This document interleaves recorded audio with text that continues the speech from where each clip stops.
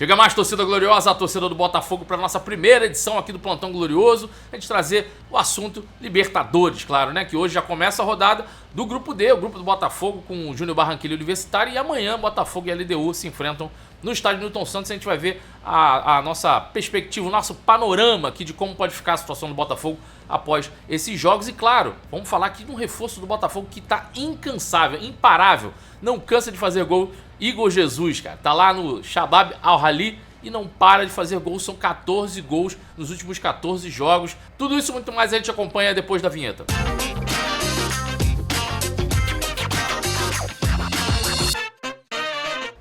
Já deixa aquela moral pra gente no like, que é muito importante depois dessa nossa retomada do canal, pra gente tentar voltar ao nosso antigo alcance aqui antes do canal ficar paralisado. Você sabe que o canal ficou aí 14 dias direto, sem postar conteúdo. A gente tá, inclusive, utilizando no nosso canal Dois Toques, que também, se você não é inscrito, aproveita para se inscrever lá no canal Dois Toques. A gente fala também muito de futebol, muito de Botafogo, questões um pouco mais polêmicas, a gente leva pra lá. E aí, se você não é inscrito ainda, dá essa moral pra gente lá. Mas aqui no Gigante Glorioso é muito importante que você deixe aquele like e confira a sua inscrição por conta dessa paralisação aqui do canal, beleza? Claro, nas outras nossas redes sociais vão estar passando aqui embaixo também, a minha, do Guilherme Cardoso, enfim. Vamos falar de Botafogo, vamos falar aqui dessa rodada. Hoje tem jogo da Libertadores já, tem Júnior Barranquilla Universitário. Vamos lá, no grupo D, Botafogo aqui com 3 pontos. E hoje, o resultado ideal pra gente seria um empate entre Júnior Barranquilla e Universitário, porque o Universitário iria a 6 pontos, aliás, o Universitário iria a 5 pontos e o Júnior Barranquilla a 6 pontos. E aí bastaria uma simples vitória do Botafogo amanhã, que não é nada simples, a gente sabe o desafio que é, mas essa vitória do Botafogo amanhã já jogaria o Botafogo para primeiro do grupo, porque o Botafogo seria o único do grupo com 2 vitórias. Então a partida para a gente ficar de olho, Júnior Barranquilla Universitário, porque rolando um empatezinho entre o Júnior Barranquilla Universitário, o Botafogo amanhã tem chances de ir para primeiro do grupo, saindo com a vitória do estádio Newton Santos. Falando um pouco do nosso adversário, a LDU, vem de 3 vitórias seguidas aqui depois da derrota por Ourense no dia 19.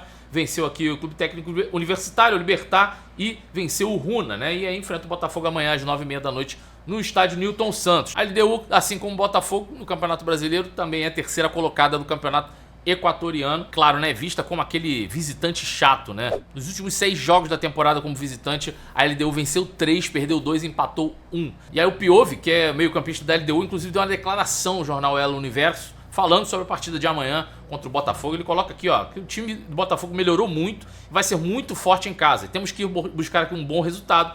É o último jogo fora de casa que nos resta. Temos as nossas armas para vencer o jogo lá, e é isso que vamos buscar. Quando o Botafogo chegou, tinha um treinador novo, com 3 dias de trabalho. Hoje é um time diferente, com uma ideia de jogo melhorada, trabalhada e com bons resultados. É um time ofensivo, como todo brasileiro. Por isso temos que tomar nossos cuidados, diminuir os espaços para não dar lugar à sua hierarquia, disse aqui o meio-campista Piove da LDU. Então, assim, um comentário até bem respeitoso do Piove em relação ao que ele tá vendo do Botafogo atualmente. E, claro, dá pra gente perceber que a qualquer custo a LDU vai querer buscar pelo menos um pontinho dentro de casa. Então vai tentar aquele jogo um pouco mais amarrado, vai tentar se resguardar um pouco mais, porque um ponto para a LDU aqui, na visão deles, é importantíssimo, porque é o último jogo da LDU fora de casa, como bem disse aí o Piove. Os outros próximos confrontos, a LDU joga em casa, que é um pouco mais tranquilo. Então sair com um ponto que seja do estádio Newton Santos, para ele já é visto como uma boa vantagem, né? Então provavelmente aquele jogo um pouco mais amarrado deve buscar a LDU para tentar sair pelo menos com um empate do estádio Newton Santos. E aí o Botafogo vai precisar buscar os atalhos necessários para sair com essa vitória na partida de amanhã. Primeiro, claro, a primeira tarefa de hoje é a gente ficar de olho na partida entre Barranquilla e Universitário.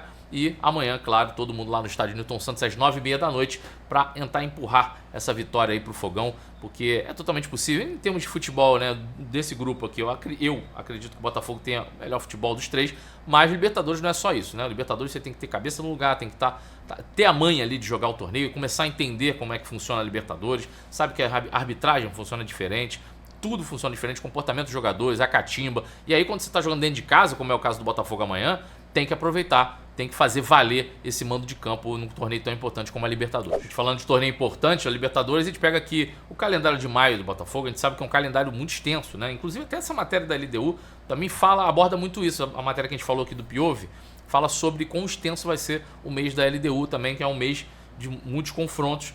para eles lá e pra gente também aqui no nosso mês de maio, né? A gente pode observar aí, depois da LDU tem a Fortaleza no domingo, e Universitário na quinta, depois o Vitória pela Copa do Brasil e aí já tem o Júnior Barranquilla no dia 28 de maio. Só que tem algumas questões que a gente até trouxe ontem aqui no canal dos Toques, trouxe também no Gigante Glorioso, sobre a possível paralisação do Campeonato Brasileiro. Pegando até um print aqui do Planeta Futebol, em cima da matéria do Danilo Lavieri, os clubes da Série A buscam consenso para a paralisação do Brasileirão por causa da tragédia lá no Rio Grande do Sul. Só que a CBF vem criando uma resistência, né? Os clubes passaram na segunda-feira se comunicando em busca aqui de um acordo, só que nem todos os times aceitaram a ideia. Então, além disso, a CBF não tem certeza que essa é a melhor solução. Vamos lá. Dirigentes do Internacional Grêmio e Juventude afirmaram aos outros clubes que não faz sentido apenas os jogos do trio serem adiados, é claro. E é uma situação complicada. Se tivesse acontecendo isso no Rio de Janeiro, é certo que os 4 clubes do Rio de Janeiro estariam empenhados aí em adiar esses confrontos. Acho que era o mais plausível, né, a se fazer, é adiar esses confrontos. A gente sabe que tem todo um problema logístico, um problema comercial, mas existe uma questão humana que deve vir na frente nesse momento aqui, né? E a CBF aqui vê com uma lista de dificuldades para a paralisação. A entidade entende que isso afetaria o calendário de 2025. Nossa. E aí também é uma preocupação com compromissos comerciais, com empresas que compraram os direitos de transmissão e outros parceiros. A decisão de momento é adiar somente os jogos dos 3 clubes gaúchos marcados para esse fim de semana. Acho que isso fere um pouco a isonomia do Campeonato Brasileiro, né? O que não é nada de anormal vindo da CBF, né? Claro, né? A gente não pode cobrar uma isonomia de uma instituição como essa. Mas fere bastante, né? Repito aqui, se fosse com os 4 clubes de São Paulo ou os 4 clubes do Rio, a conversa acho que seria outra, né? Acho que todo mundo estaria cobrando a paralisação. E eu acho que o mais sensato a se fazer, na minha opinião, seria um adiamento dessas próximas partidas e uma breve paralisação do Campeonato Brasileiro para que as coisas consigam entrar numa normalização melhor, até por uma questão emocional, uma questão psicológica também. É injusto, né? Não é isonômico se manter um campeonato onde essas equipes estão sendo prejudicadas. Se precisar realocar esses 3 times para confrontos em outros lugares, a cabeça dos caras devem estar pensando lá na tragédia, enfim, um monte de coisa acontecendo ao mesmo tempo. Acho que seria o mais sensato da CBF essa paralisação e o adiamento dessas partidas. Bom, depois da partida com o Bahia, uma situação ficou mais explícita no Botafogo, né? Que é a ausência de um centroavante. E, porra, Arthur Jorge tendo que utilizar Alexander Barbosa como camisa 9 ali, enfim, uma tentativa um pouco até quase que desesperada de tentar um jogador ali para fazer essa função. E aí a gente tem um cara que já está com pré-contato com o Botafogo, mas só vai poder vir aqui a partir do dia 10 de julho, né? Dia 25 de maio acaba o contrato do Igor Jesus com o Shabab Al-Ahly. E o Igor Jesus, meu amigo, tá imparável. O cara não para de fazer gols lá no Shabab Al-Ahly. Já são 14 gols nos últimos 14 jogos, né? Só no campeonato lá já são 9 gols. E aí ontem no jogo do Shabab Al-Ahly, né, contra o Al-Sharjah, tava 1-1. Segundo tempo entra o Igor Jesus aos 20 minutos. E o cara entra e simplesmente mete 2 gols, cara. O cara tá quando o cara tá na fase iluminada, não tem jeito. Ele entrou, 2 minutos depois já tinha marcado um gol de cabeça. A gente não pode botar os gols aqui, claro, né? E aí depois, aos 41 minutos, fecha o placar aqui, tocando na saída do goleiro. Olha, que se mantém essa pegada de gols aí do Igor Jesus, que vai nos ajudar muito no restante dessa temporada, beleza? Vou ficando por aqui. Mais tarde tem mais conteúdo no Dois Toques, tem conteúdo no Gigante Glorioso. Se você não é inscrito ainda, ó, vai estar em algum lugar aqui, vai estar passando aqui os canais para você se inscrever, beleza? Deixa aquele like que isso ajuda muito a espalhar o nosso vídeo aqui para mais botafoguenses no Brasil e no mundo, beleza? Um forte abraço a todos e saudações alvinegras. Fui, valeu!